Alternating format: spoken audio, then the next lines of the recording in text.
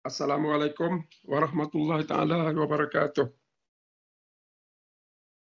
How are you? Everybody okay? All right. Today we're going to finish up, hopefully, chapter number 5. That is on the current topic, the political equilibrium and voting. So if we can finish that in the chapter today, then we'll move on to chapter number 7 on the subsidy. Hopefully, we have 6 more weeks. I could cover another 3 or 4 more chapters. Okay.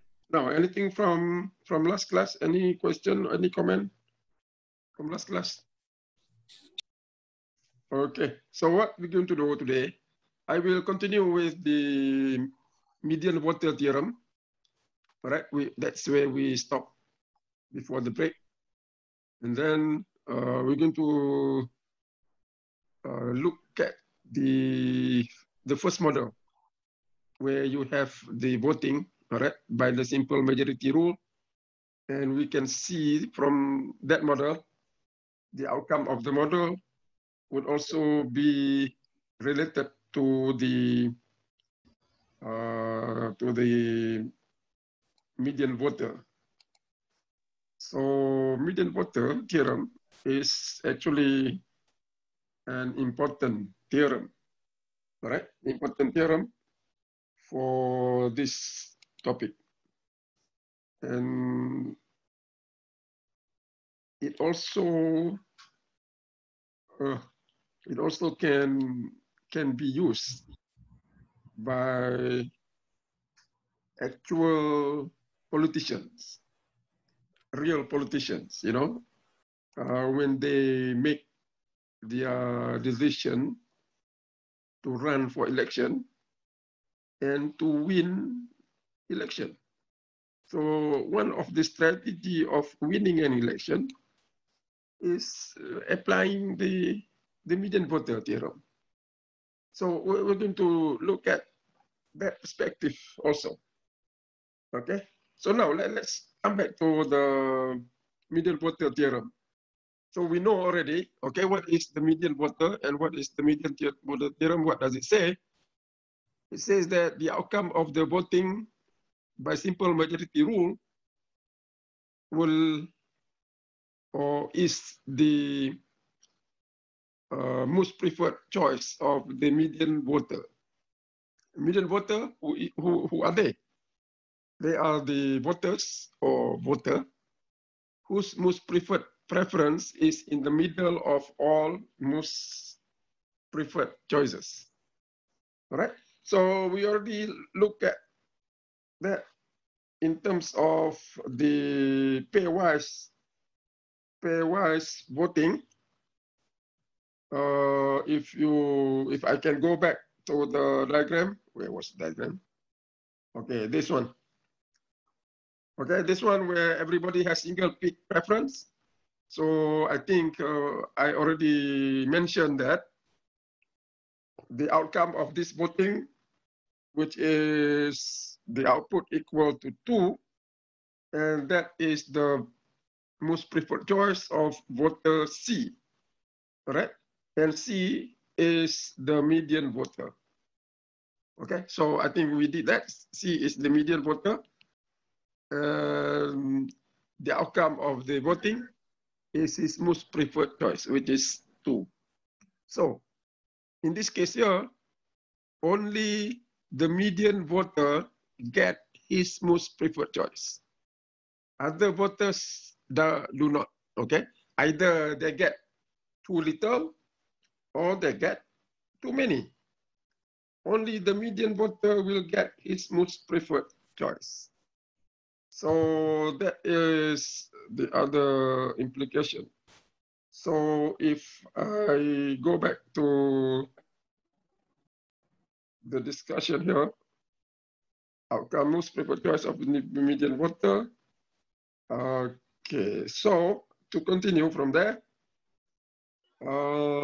number 4, the median voter this is special, okay, special character. Median voters, it can be one, it can be more, okay?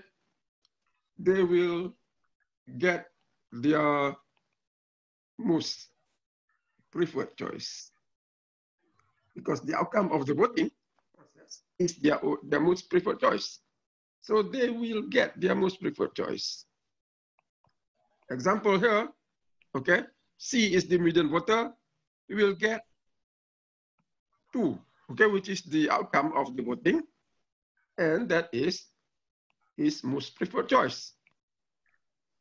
Okay, his most preferred choice. Now, other voters, what about other voters? Other voters either they get bigger than 2 or less than 2.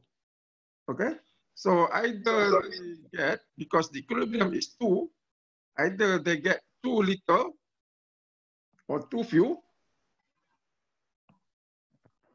So too few if what?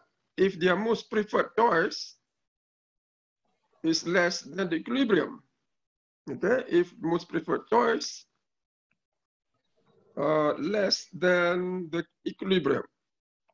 So for those people whose most preferred choice is less than 2, they will get too little or too few. Okay, or they get what? They get too much or too many. If the other way around, if their most preferred choice is bigger than the equilibrium. All right. Okay. So only the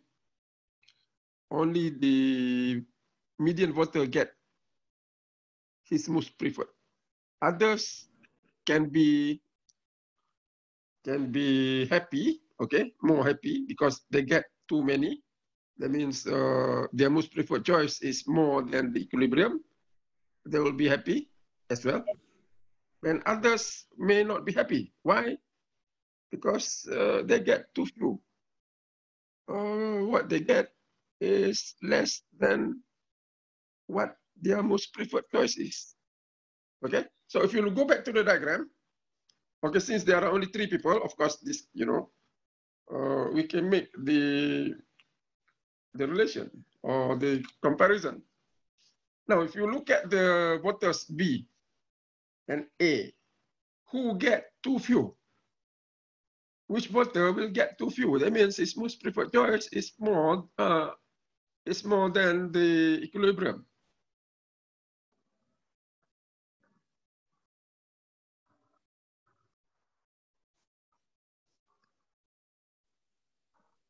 Hello, can you hear me? Okay, who get more?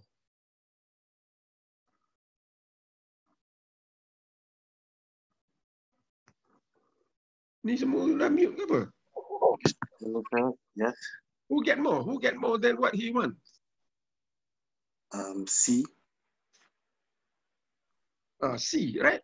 C wants his most preferred choice is 1, but the equilibrium outcome is 2. So he got more than what he wants. I mean, he get more than his most preferred choice. So he'll be happy, lah. Okay. Now, what about A? His most preferred choice is 3, but the equilibrium outcome is 2. So what happened to him? He'll get less than what? Than what he wanted. So he will not be very happy.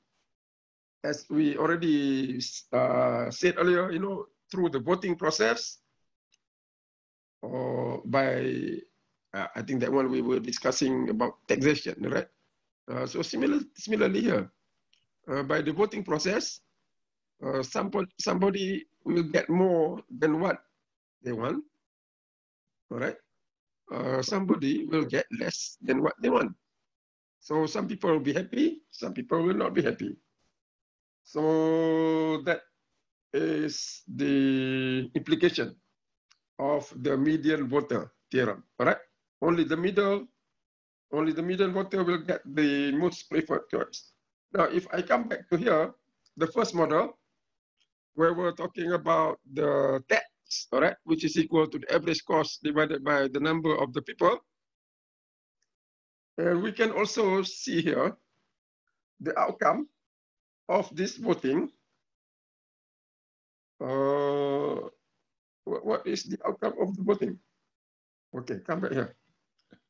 If I can go back to this diagram, we have how many people? We have 7 people, all right?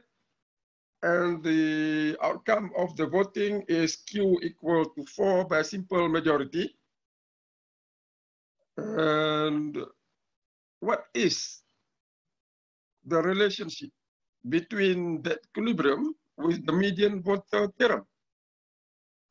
Okay, I want you to look at the graph and think, okay? You have to think.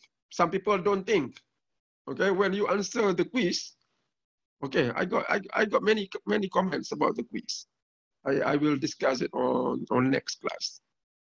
But I think we need to work harder. You know, you have to spend more time coming to class, study, all right, discuss. We can use the WhatsApp. We can use, you know, you can contact me anytime. I can give you, you know, extra class, like I said earlier. But it's very badly done, okay? You just give me answer, okay? Q equal to 3. How do you get equal to 3? That is not important. The answer is 3. What is more important? How to get the answer. So it's like, you know, it doesn't look like answer question for a 3rd year university course. It's look like, you know, high school student. Even SPM level, you know, high school student, when they answer question, they are more analytical.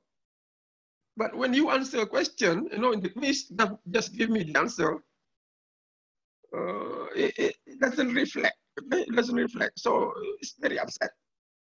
So I don't know, you know, what is wrong with you, or maybe what's wrong with me. But I think bottom line is everybody will have to buckle up. Okay, you have to start working hard. If you think that online class is just, you know, switching on the computer, walk away, and then just look at what is happening, it's not enough. Okay, it's just like a regular class. You have to work hard. Okay, so we'll discuss about the quiz. But I think if you think that you cannot do this course, okay, if you think that you don't want to study hard enough, I don't want you to fail. Okay, so better drop. Okay, for those people, I have a few people who didn't even take the quiz. If you don't take the quiz, I think you better drop. You know, I don't want to have too many people failing the course. Okay, I don't want people to fail. So better you drop. Take it again next time. All right. If you are not willing to work hard, okay, don't expect the grade to come rolling to you. You know, it won't work that way. This course is actually easy. You know, it's easy course. Many people got A. You know, it's easy. It's not that difficult. And if you are not willing to work hard enough, you know, based on the quiz, that's a bad beginning. So we have to work harder. Okay, that's the only thing. Okay, there is nothing. There is no free lunch. Okay? There will be no subsidy. You have to get what you want. All right, it's not given. Okay, come back here.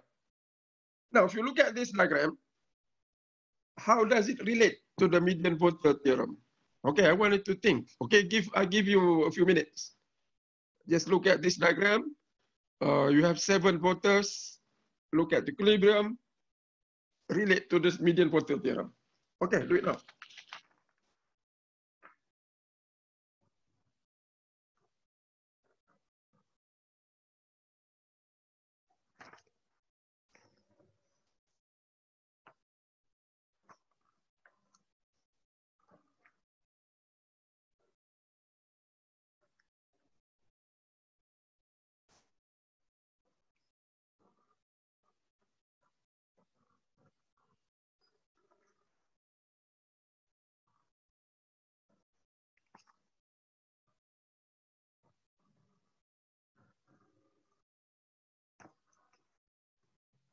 Okay, what can you say? Now, if you look at the equilibrium, what is the equilibrium level of output? It's 4, all right? Now, what is so special about that 4? It's in the of 7 volts. The 4 is in the middle, okay? 4 is in the middle of what? 7 volts. Of the 7 voters, okay? Now, if you look at that 4, 4 is in the middle, all right? So relate to the voter. That Q equal to 4 is the most preferred choice of whom? Voter D. Oh, voter D, okay? Now, voter D, who is he or who is she?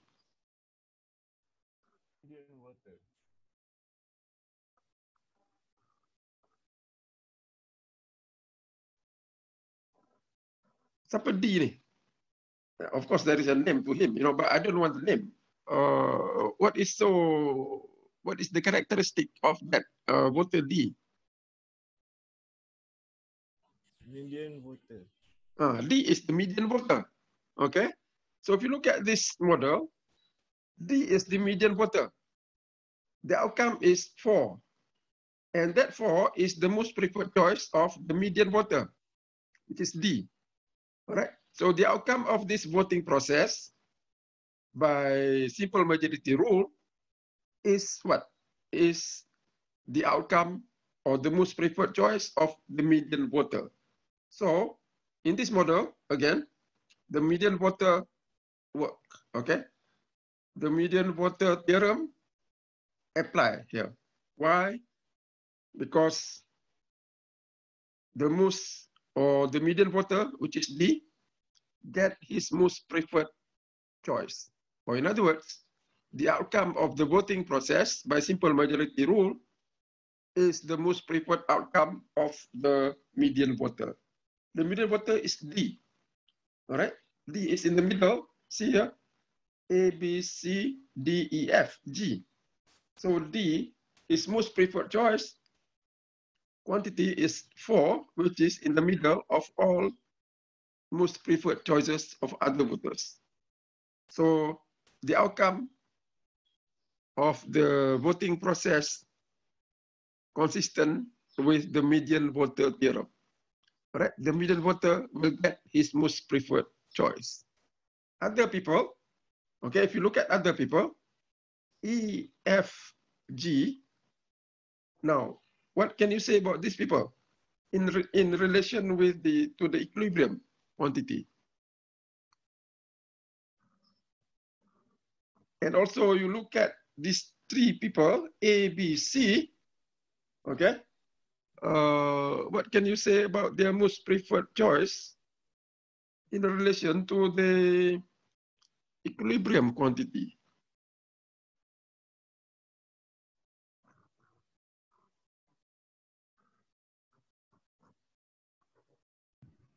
Okay, anybody?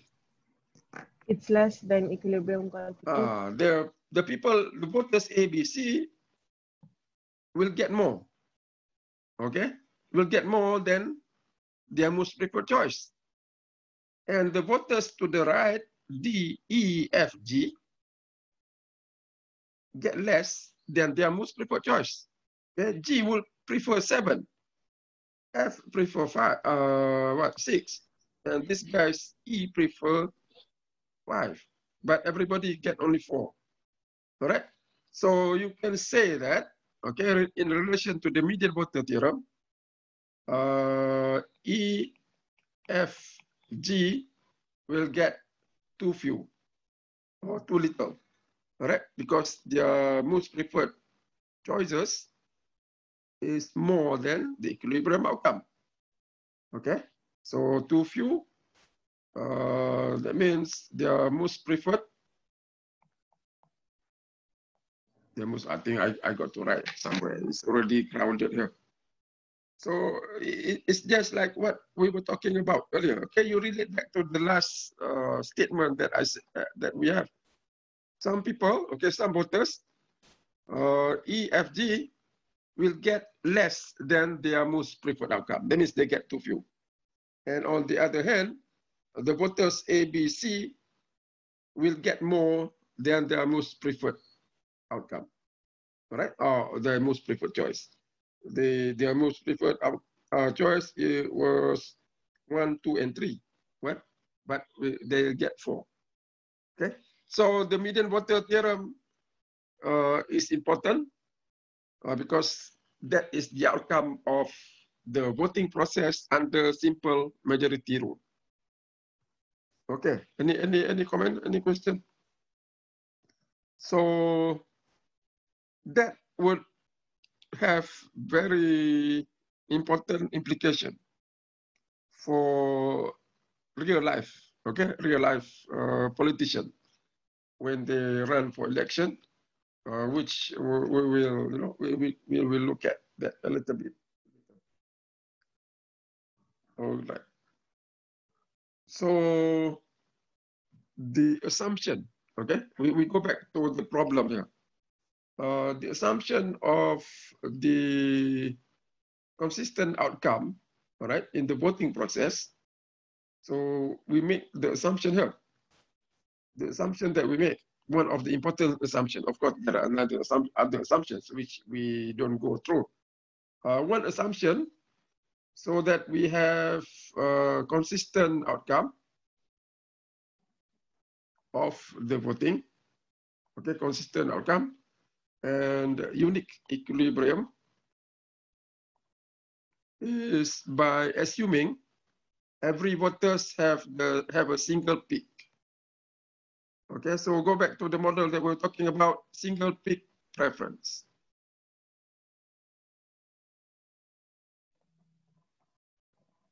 All right, single peak preference. So if you look at the first model, the direct voting, everybody has single peak. The demand function or the preference function is like this. So that is single peak. Okay, and then if you look at the pairwise voting, if you have a double peak, there will be no consistent outcome. Okay, there is no clear winner.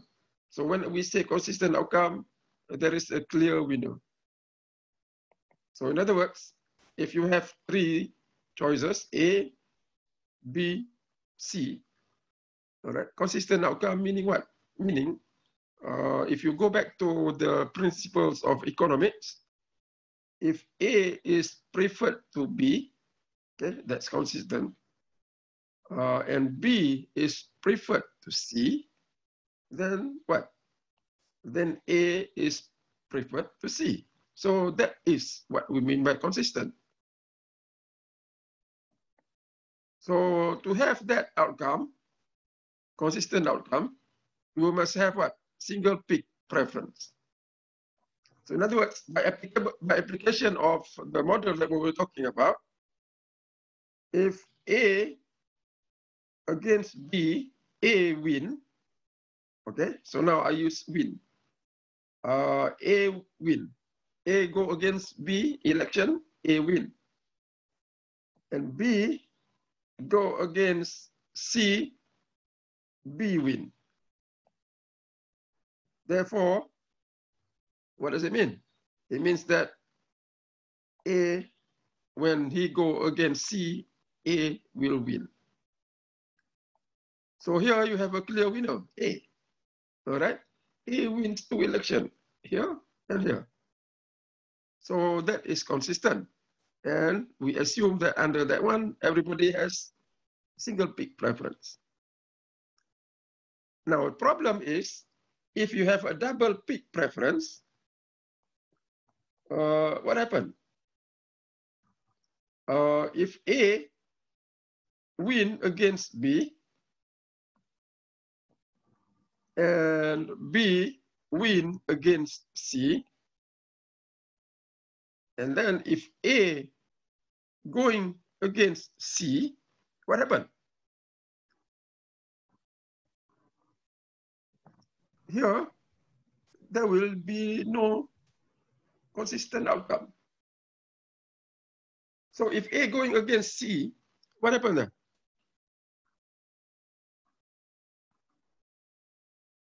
B win. Will A win or C win? C. C will win. So inconsistent outcome, all right, C will win against A. So here, there is no clear winner. A win, B win, C win, depending on who is the opponent. If A and B, A win. B and C, B win. C and A, C will win. So there is no clear winner. So if you have double pick preference, no clear winner. It's just like playing football, you know. Manchester City. Okay, Liverpool. Okay, Liverpool will win if they play Manchester City. No, Tottenham. But and Tottenham, okay, will win against Manchester City. Now, when Liverpool play against Manchester City, if it is consistent, that means Liverpool will win against Manchester City. But sometimes it doesn't happen that way. Okay, things can be not consistent. Sometimes what you have is that when Liverpool play Manchester City win. So it is inconsistent, something like that. All right, you cannot have, you know, in reality, just like football games, you know, if I can beat you and you beat the other guy, I can beat the other guy. No. If I play with the other guy, maybe I lose. So that is reality. So in real life, people have this double pick preference. Some voters. So you will have inconsistent outcome. So related to the voting process, you know, I think I haven't mentioned this one.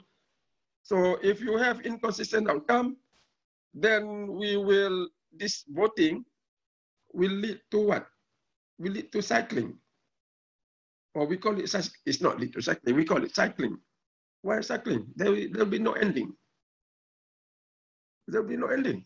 Okay, A against B, B win. No, A against B, A win. B against C, B win. A against C, C win. So you will go back, you know. After that, you go another cycle. So there'll be no ending to the voting because there is no clear winner. So what can be done, all right? What can be done here is you will just stop somewhere, all right? So what they do here is, one way to do this is stop after, you have to stop, okay? Stop after everyone, okay? Everyone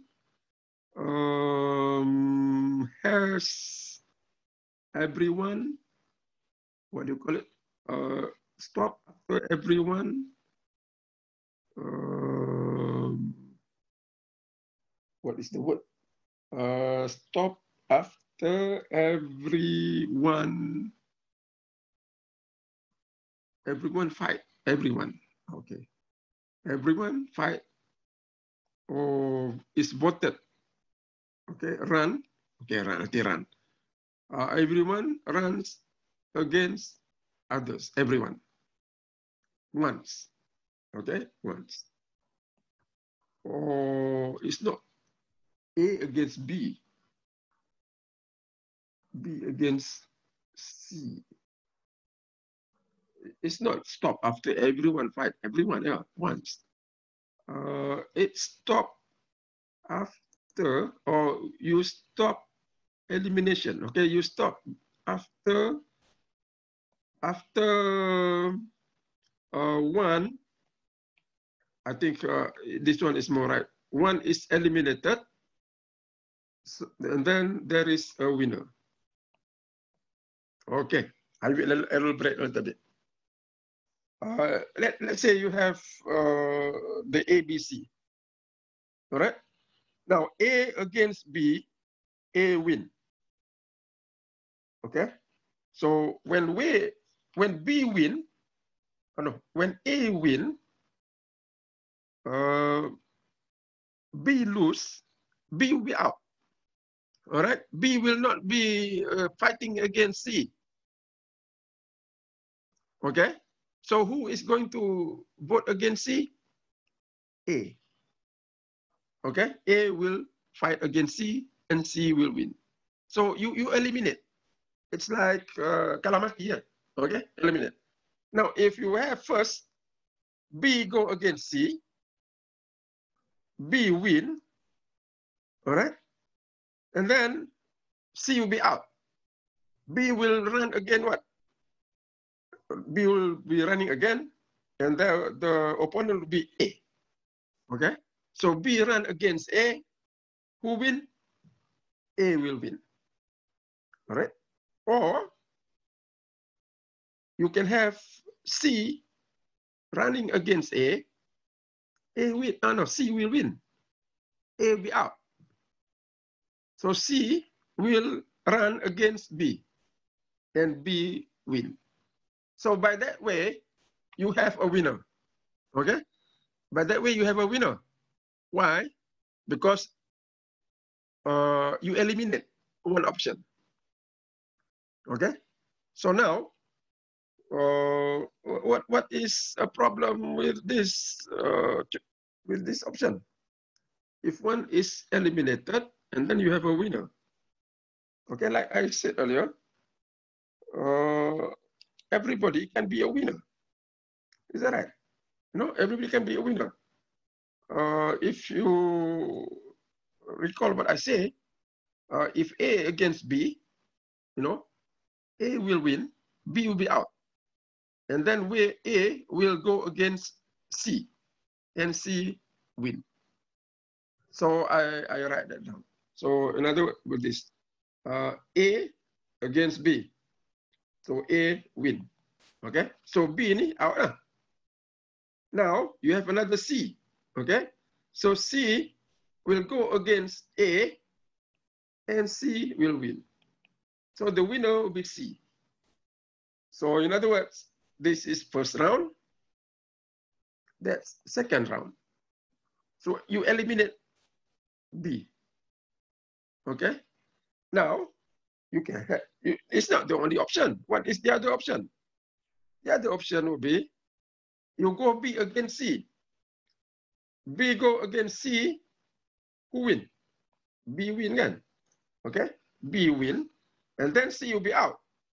And then C or B will go against A. All right? So this guy now is out. Second round, B against A. So now when B against A win. Okay? And you have another option. First round, you can have C against A. Okay, C against A. We know C will win. So A will be out. All right, now C will go against B. Now when C go against B, who win? B win. So here, the B against C.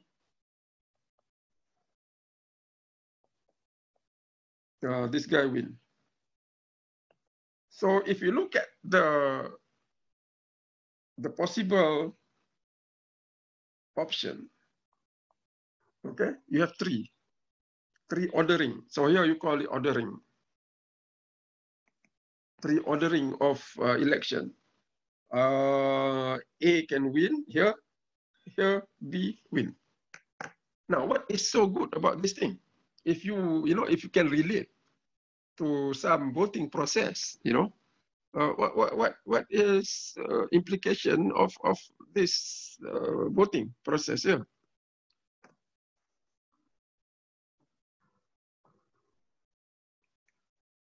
In other words, if I want C to win, okay, let's say we want C to win. You want C. If you want C to win, what should we do in the first round?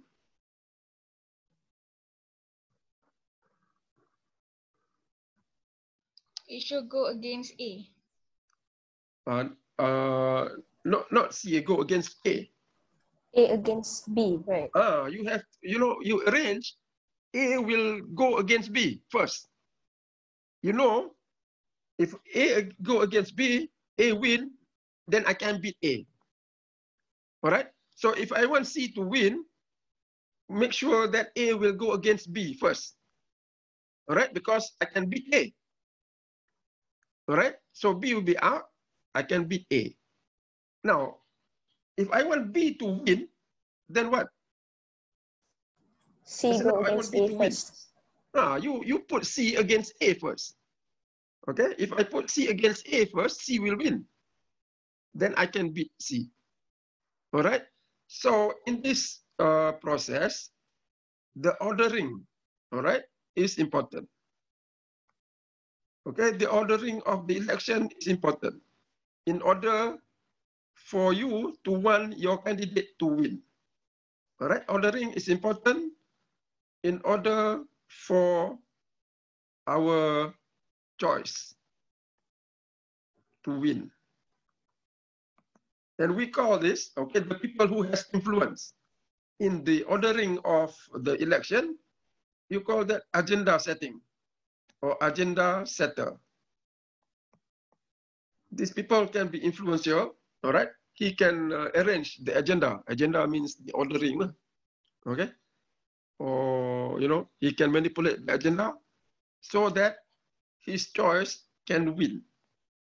So if I prefer C, okay, and if I have the power, okay, the agenda, I can be the agenda setter, then I will make sure that A will go against B first. And B will be out. A win, I can beat A. All right. So that is a possible outcome. So in this case here, when there is no clear winner, of course, in real life, it is, you have double pick preference, then people can become politically motivated. All right. They can play, they can manipulate. Okay? They can manipulate so that their choice can be chosen. So this is what you call the agenda manipulation. Okay, so I think another word they call agenda manipulation. You can manipulate the agenda so that your choice can win the election. Okay, all right. And another implication of this problem is this. If you say in an election, all right, A is going against B. And then now you have C. If you have consistent outcome, all right, under consistent outcome, that means everybody has a single pick preference. Then if C coming here, running against, also in the election, who will win? Regardless of you have B only, and then you have B and C. Who will win? Under consistent outcome rate. Siapa win? Yeah. A will win. Okay. A will win regardless because it's consistent. A against B, A will win. A against C, A will win. All right. So A is the clear winner. A will win under consistent outcome. But if, so here, single pick. Okay. Now, if you have inconsistent or if you have double pick, all right, you have double pick. Some people have double pick. So A against B, and now C come in. What happened? Can A win the election? No, because possibly not. C wins against. Yeah. Possibly not. Okay. Probably the winner will not be A. So this is what you call spoiler. C ini spoiler. So this one, we have many real life application, you know, many real life thing that or voting process that you can see here, like this. A against B. Now you want to spoil A. You don't want A to win. So I put another candidate, C. Okay? Just to spoil the party. And if C come in, then A may not be the winner. May not. No, may not. Okay? May not. But in reality, it can be. Okay? May not be A. It can be either B. C just like a spoiler. Okay? Just like this. If I have a candidate, Pakatan Nasional, A, going against Barisan Nasional. Okay, Barisan Nasional. This is the UMNO, PAS, and a few others. Pakatan Nasional, you have the DAP, PKR. All right? Now, Pakatan Nasional go against B, head to head. Probably this one will win. So what they do, I put under the candidate C, okay, to fight, so that I can have B the winner, okay? So C can be another candidate from, say, mana? Apa candidate ni daripada mana? Ada parti lah tak? Ataupun kita buat macam ni. If you have your pass, yang ni senang sikit nak tengok. Kita letak semua parti ni. Ini UMNO. Ini PKR. Alright. Now, if UMNO against PKR head to head, UMNO win. Now, some people, they don't want UMNO to win. So what we do, we put a spoiler. Somebody from PAS. Okay? PAS come in. So when PAS come in, UMNO may not be the winner. All right? Because some of the votes may go to PAS. So PKR win. So that can happen if you have the double pick preference. Okay, in reality, of course, that is true. You know, in many cases, you have this kind of election. You have head-to-head, okay, Barisan Nasional against Pakatan Harapan, and then if you want to change the outcome, you put another candidate. So that will be sway against you. Similarly, like this, you know, UMNO against PKR. You don't want UMNO to win. I put candidate PAS. So PKR win. Okay. So, or you can think of the PKR against UMNO. Okay, PKR can win. So if you don't want PKR win, I put what? I put DAP. So DAP come in, UMNO win. Okay, so something like that. So that is what you call spoiler. Okay, you put another candidate so that the outcome can change. So here, why is it so? Because some people or some voters have a double pick preference. The outcome is not consistent. Unless okay, everybody has single pick preference, then either you put C or you don't put C, A will still win. All right? Okay. Sir. Oh, yeah. So this is also means that it is also one of the definitions of split votes, right? It was not clear. Can you say again? What you were referring to because of the double pick preference and you putting a spoiler. So it also means that the vote is splitting, right? The vote is splitting. Splitting. Yeah. Why the vote split? Because some people have double pick preference. Okay. So why you have a split vote? Because some people have a double pick preference. Okay. That is our assumption.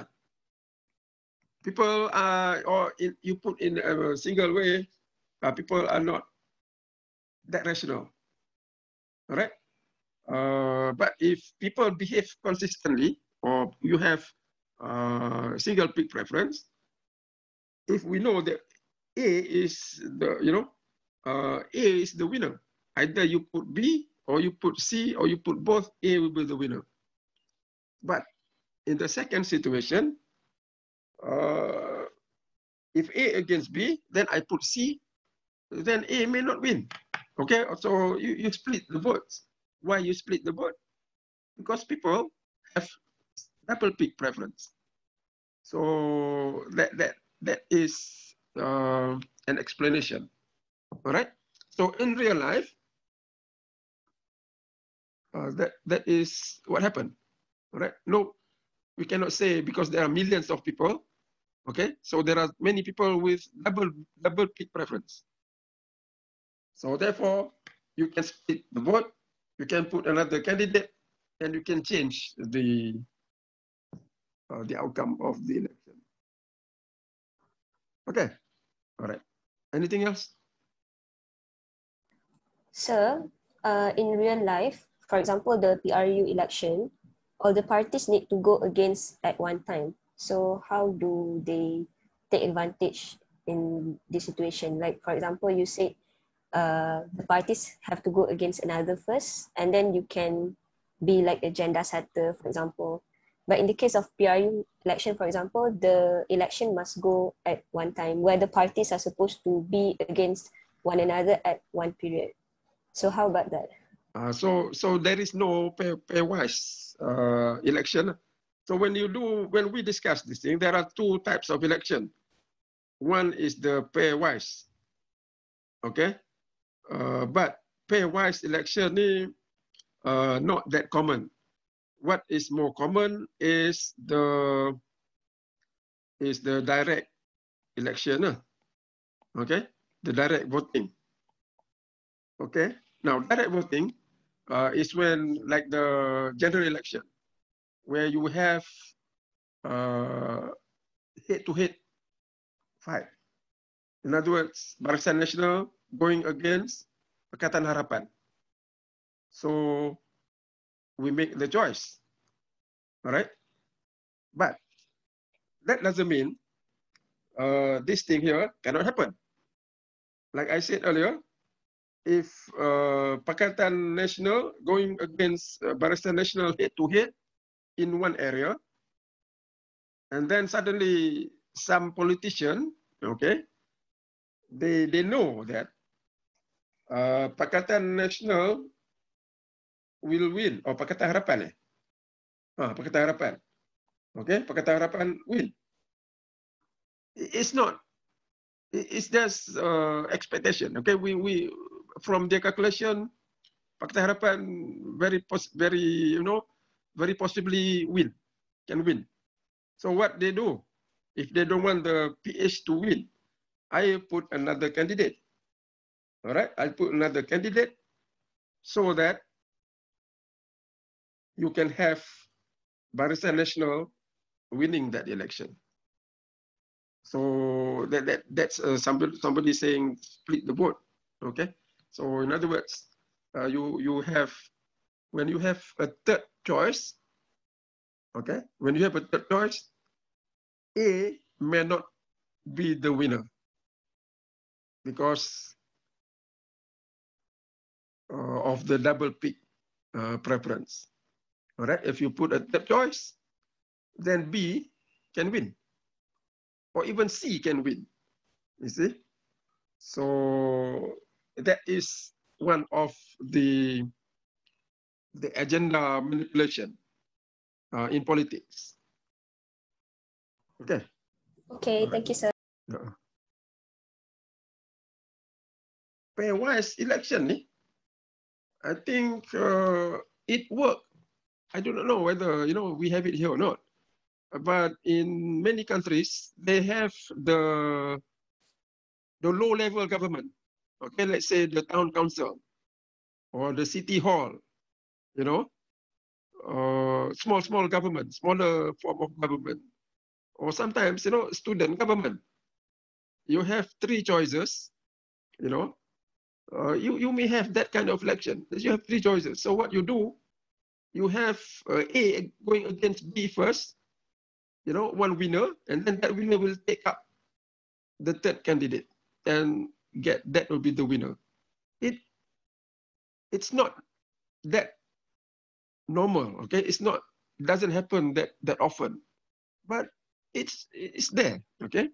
It's there. There is a possibility you have the pairwise voting, but it's not very common. Why we did the pairwise voting? Because we just want to show that double peak preference, the existence can lead to inconsistent outcome. So there will be no unique equilibrium. So that is a problem with democracy. So democracy is not very good, okay? Not the best. There are problems, okay? But not the best. There are problems. So the problems is like what we were talking about now. Okay, so it's difficult to make a social choice. Okay, so that is. But anyhow, what is the best option? What is the better option? Okay, so there will be socialism, communism. Communism is still worse, you know. So these are all human-made system, and there will be no best system. I mean, relatively, okay, but absolutely no. All right. So that is on the voting process. All right. Anything else? Okay, apa benda lagi?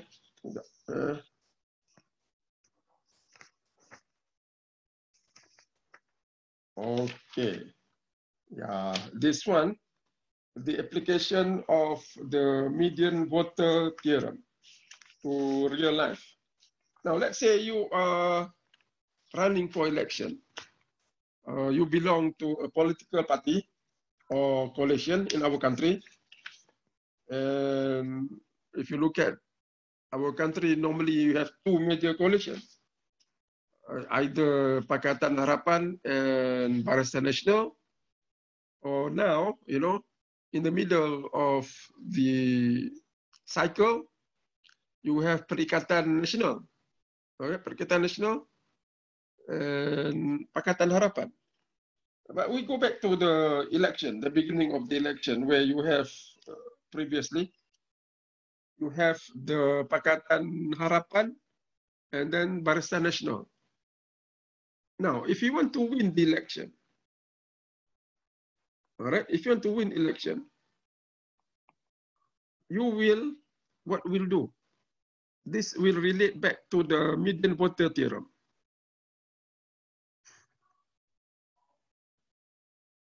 So if I want to win election, what I'll do, I will just take care of the median voter.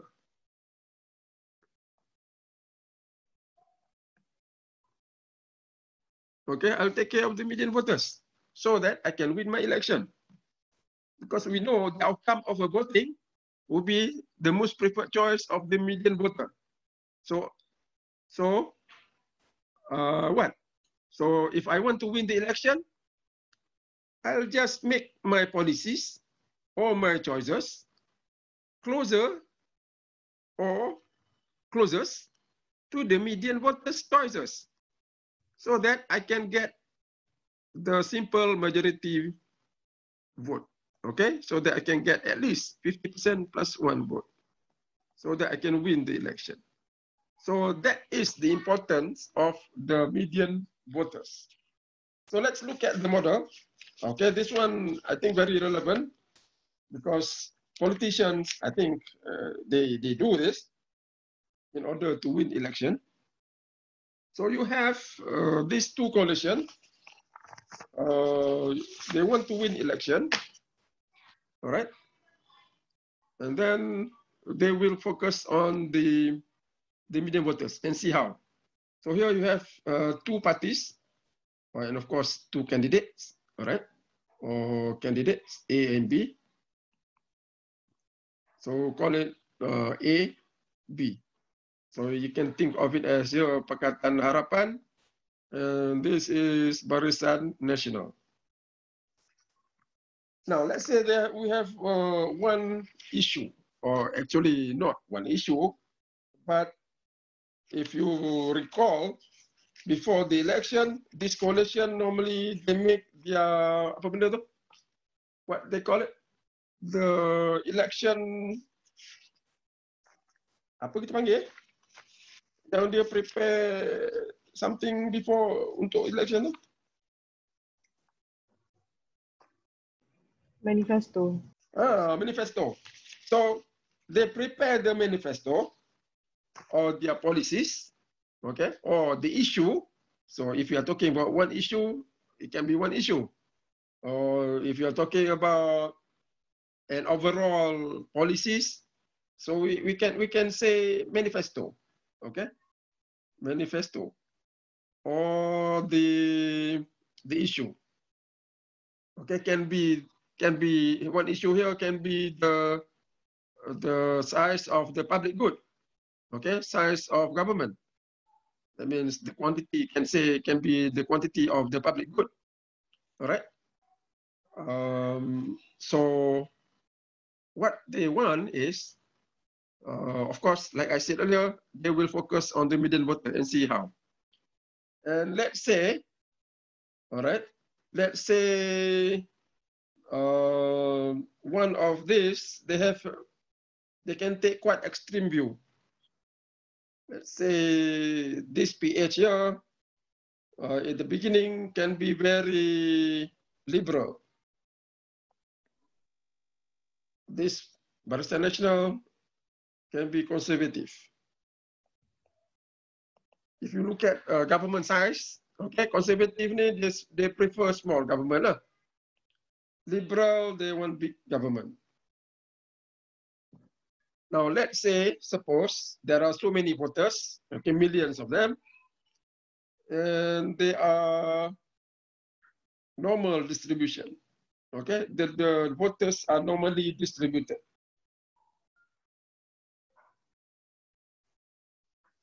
All right, now let's see.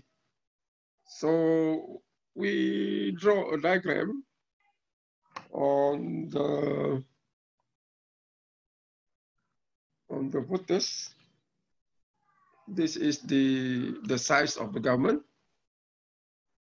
So put 0 here. This is the number of voters, or we can say percentage. So you have like a normal distribution, be something like this.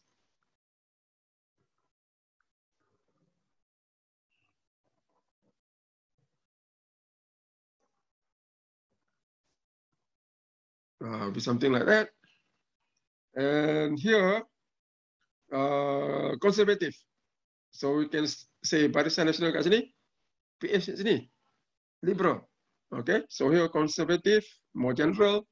This is liberal, or in terms of the size of government, small government. Here, big government. I think tak balik kot ni. Barisan Nasional suka big government. Tapi tak apa. Alright, this is just an example. Now, the median voters will be there. There's the median. Alright. Now, let's start somewhere. This is very conservative. Okay. So, both parties will start with, say, very strict stand. All right, here. So call it N1, N0. Here is H0. So this is initial stand. Okay. Initial stand, Barisan Nasional, N0. Very conservative because it's near to 0. And PH, H0, very liberal, quite liberal, okay, very liberal, yeah. because it's more bigger, very close to the high number. So here very liberal, and of course here very conservative. Now the vote that you will get, okay, the vote that you will get will be the people who is or whose preference is consistent with what your stand is. Okay, if Barisan Nasional taking a stand N0 here, which voters will vote for him? Voter sini ke? Voter sini? 0 to N0. 0 to N0. He will get the vote here. Okay, this one he will get. And PH will get the vote here. Okay, so that is the voting that I get. The voting that I get will be the people who actually consistent with your stand. All right, if my stand is HO, the people that will vote for me will be the people who are there to the right of the HO. And for the Barisan Nasional, if I take my stand NO, the people vote for me will be on the left than the NO. Okay, so that is our initial position. And given the initial position, you don't have enough votes to win the election, both parties. All right. So if I want to win my election, what should I do to my protocol? To my manifesto. Be a bit moderate. You be bit more moderate. Okay. So suppose Barisan Nasional. Now he got this amount of vote. The guy got amount of vote. So this guy here, Barisan Nasional, wants to win the election. He'll be more moderate. All right. Or in other words, be more liberal a little bit. Of course, you're conservative, but be more moderate or liberal. So what happened to Barisan Nasional in order to get more votes? Okay. So initially at H0 and 0, you will get insufficient vote. Okay, insufficient votes. The people who vote for the H0 will be from 0 to H0. All right. So, and the people who vote for N0 will be from N0 to whatever the N there. Okay, to the N. So insufficient votes to win. So what they do, they have to change their the stand or their manifesto. So in other words, they will have to be more flexible. Or in other words, I think one of the best word, moderate. Be more moderate. Okay? Don't be too extreme. So what Barisan do? Barisan will change their stand more toward her. So now N1. Pakatan Harapan also have the same strategy.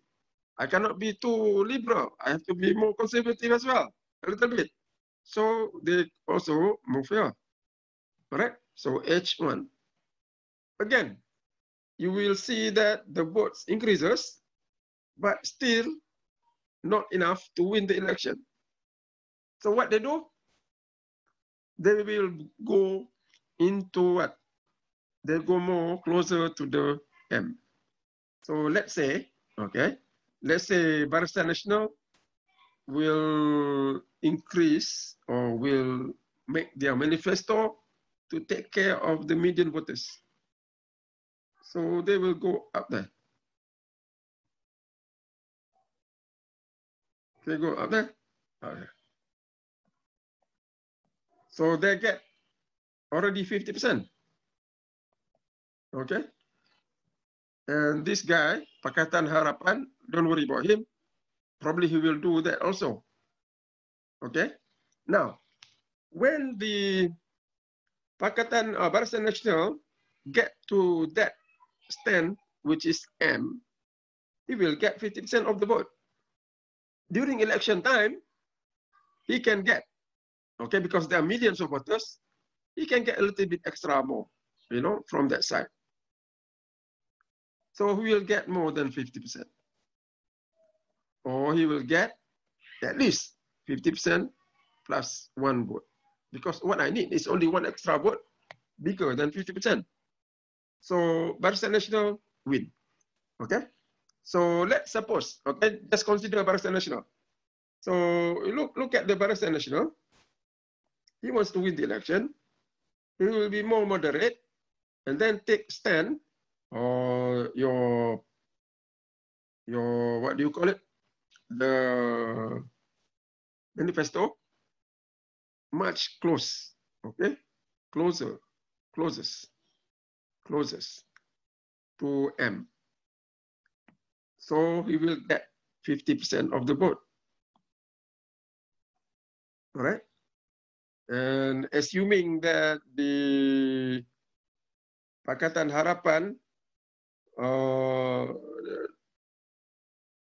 a little bit away, okay, take less moderate stand,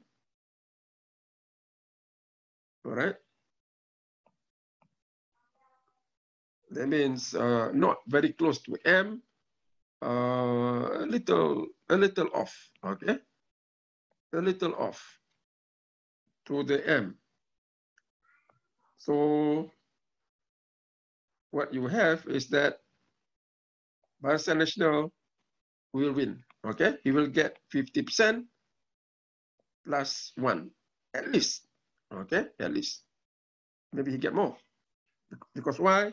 Because the people around the median, all right, even to the left, to the right of the median, can vote for Barisan Nasional. So he can win the election. And Pakatan Harapan will take up only up to that stand. So these voters around here, you know, will vote for Pakatan Nasional. Some of them can vote for Barisan Nasional. So Barisan Nasional have a very high probability of winning the election. So the point here is, to win election, all right, to win election, you have to be moderate. You cannot be too rigid, all right, or extreme, okay?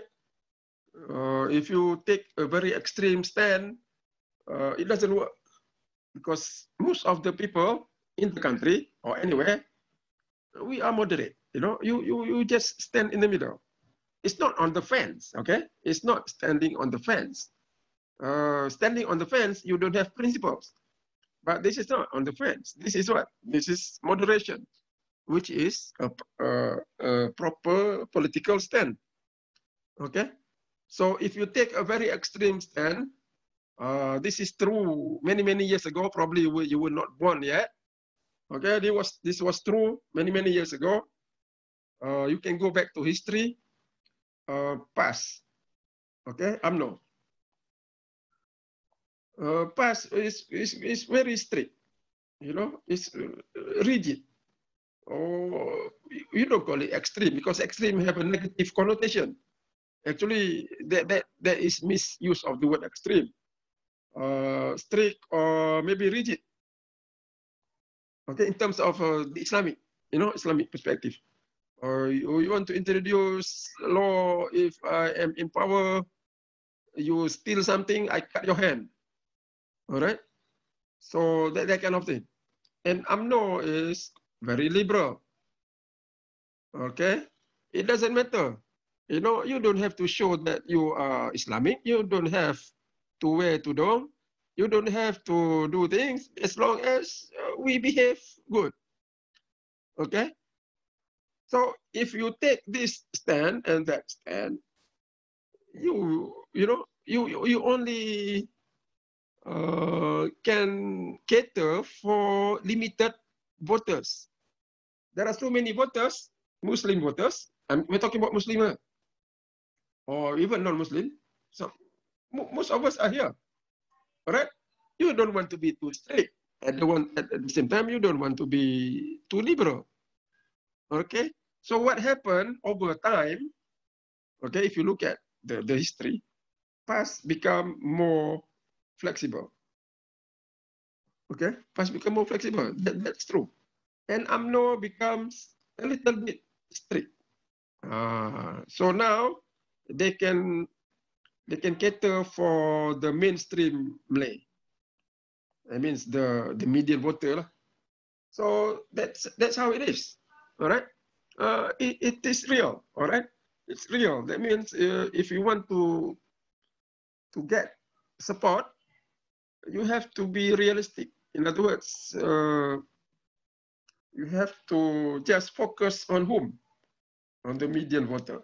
The voters who are in the middle of all the voters in terms of their preference. So politically, if you want to win election, you just focus on taking your stand closest to the median voters. Okay, all right. Now, any question about this? Okay, now there is another part of this chapter that we want to look at, which is on the bureaucrats, which is very relevant, okay? Because if you look at the news, you know, news last few days, actually it's not very connected lah. But something, you know, something that is related to what we're going to discuss on the bureaucracy, you know, the model of bureaucracy, which is the end of the chapter. So you have the bureaucrats. Now, you have a few weeks ago or a few days ago, corruption, okay, corruption cases involving the immigration department. Do you get the news? Do you hear? Did you come across the news in the internet or newspaper, TV, radio? Yes, sir. You know, these people, some corrupted. They are given maybe, you know, assets. We don't know, but what we see is cars, you know, not BMW, Rolls Royce. What? It's very luxury car. That's beyond the means. Okay, so that relate to bureaucracy. So that is the next model that we're going to look at. That will be the last part of the chapter. So I'm not going to do it today because we have only a few more minutes left. So I would like you to, that model is the last model on the chapter, the bureaucracy and public output. So if you have time, read that thing. So what I have done, okay, if you look at the chapter, we have discussed two models. So make sure we know the model, okay, how the model works. The direct voting and the pairwise model. From there, we have the double peak preference, single peak preference, and then you have the median voter theorem. And then we discuss a little bit about the implication of the median voter theorem. And then we have a few issues like cycling, okay, agenda manipulation. So if you have, or if you look at the book, okay, you can read the book. So there'll be discussion on the cycling. There'll be also a short discussion on the majority rule. And then you have unanimous plurality. And then you have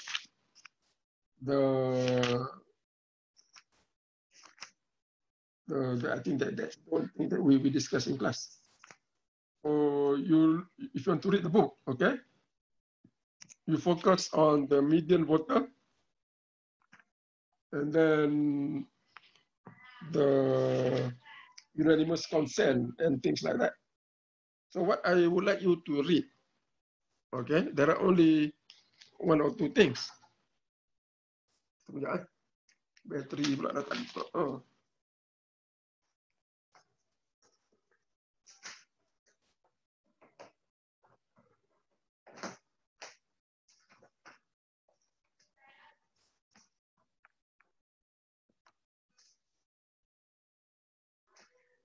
All right.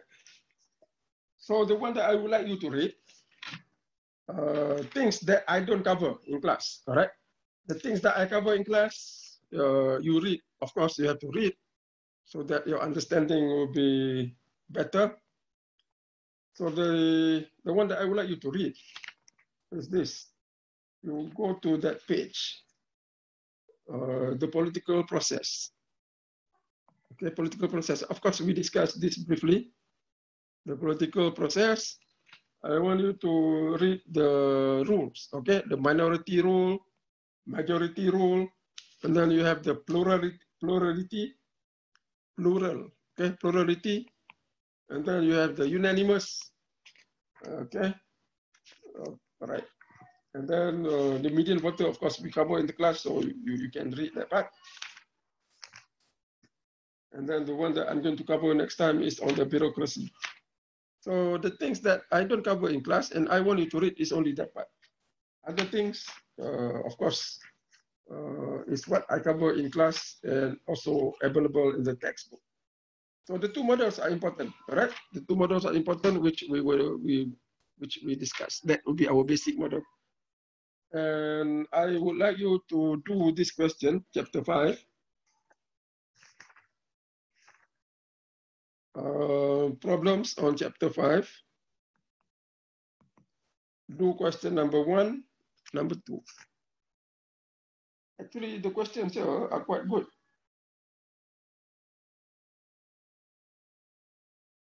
Question number 4.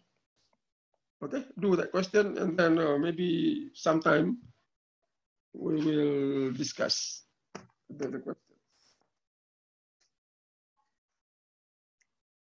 All right. Okay, good. So that will be our class for today. Now, before we go, anything that you want to comment or discuss? Sir, do we have the exact date for our midterm? No, we don't. But it should be before the end of the semester. Now it's week number what? We have 6 more weeks to go, right? Yes, sir. So my estimate would be maybe 1 month, maybe about 1 month, maybe 3 weeks to 4 weeks. Okay. Because after that you have the final. So my estimate will be 3 weeks to 4 weeks. Okay. So chapter that will be covered, Then I don't know yet. Depends on that. Covered, then okay. will be until what we cover at that date. Okay. Okay. So don't worry about the coverage. That means just prepare. But one thing good about this semester, you have a shorter semester.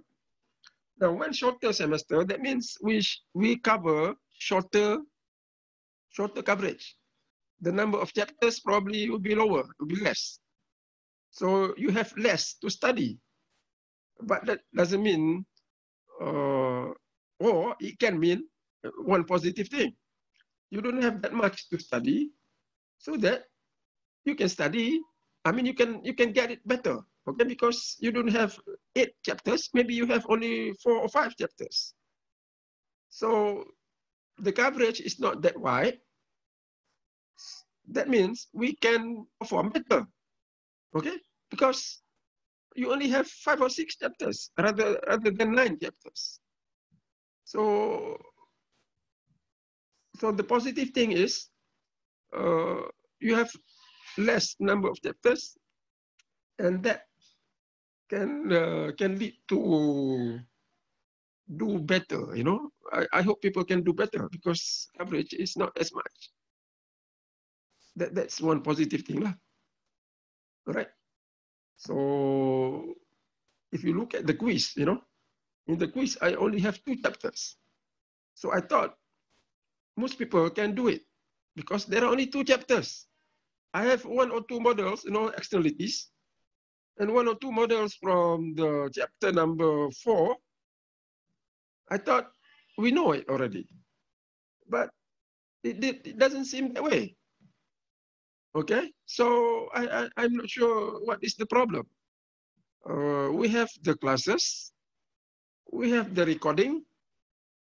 In terms of the tools, you know, you have more tools. If you don't understand what I'm saying, I mean, something that we discussed in the class, we don't have understanding. You can look at the recording. Okay, you can go to the minute. Okay, which one that you wouldn't understand, you can refer that again. Some people want the recording. That's good, but when I look at the people who actually saw the recording, I think less than 50%. Okay, I saw about 20 people, 25. Actually, these are complementary. You know, it's good that you refer to those in case that some things that you don't understand or you have a problem with, or you can raise the thing in WhatsApp. Okay, we have the WhatsApp group. If you have a problem about anything, and if you have, you know, 1 or 2 people, I can have extra class, okay, to explain to you. So even though I don't see you, okay, you don't see me, but we have enough platform, okay, we have enough platform for us to do better than what we were actually doing. So I want everybody to buckle up, all right? Don't be too relaxed, okay? Online class doesn't mean that you just time in and then go out in 5 minutes. I have the record, okay, attendance. People just come in for 2 minutes. So if you want to come for 5 minutes, 2 minutes, better don't come at all, okay? It's either you come full time or you don't come at all. Don't come 10 minutes, okay? This is a double peak preference, huh? You know? Either you come or you don't come. It's all or nothing. That one is true. You come 10 minutes, better don't come. Okay? Might as well be absent. So if you want to come, make sure you come at least. Okay? At least. Our class is what? 1 hour, 20 minutes. You know, if you want to come, you want to go out 1 hour, 10 minutes. Okay lah. All right? But of course, I hope you to stay for the whole duration of the class. But that is reality, you know. We have to review ourselves. So based on the quiz, before it's too late, you know, we have a midterm. I want most of the people here. All right. Of course, some students are very good. I don't deny. Some of you are very good. Even it's a model answer. But many people, we don't study enough. Okay. You just gave me answer Q equal to 3. How you got Q equal to 3? Did you call somebody? Or you just hentam? This is not multiple choice question. This is analysis. Okay, you have to show how you got 3. All right. So you have to study, you know, by the model, by the approach that I'm using in my notes. You know, we are looking at the model. So anything, you go back to the model. Okay. All right. So I'll give you more, you know, when we discuss the quiz. But bottom line is, I think we need to spend more time studying. All right. I don't want, and for those people, if you have your friends, I'm sorry, you know, for taking time, you know, because I don't want this to continue. If you have your friends that you know who missed the quiz, okay, I have a few people, but sometimes they are not here, so I don't know. If you have your friend who missed the quiz, suggest them withdraw from the course. Okay. If you don't take the quiz, that means you are not serious enough. So better don't continue, okay? Drop the class, take it next time. How come you missed the quiz? All right. I announced the quiz a few weeks before, and if you miss the quiz, if you know anybody missing the quiz, tell them to withdraw. All right. That's the best choice. Take next time. Okay. All right. I'm sorry for blabbing, but I think I have to do this, right? Since you can do better. Okay. All right. So I will see you again. Assalamualaikum warahmatullahi taala wabarakatuh.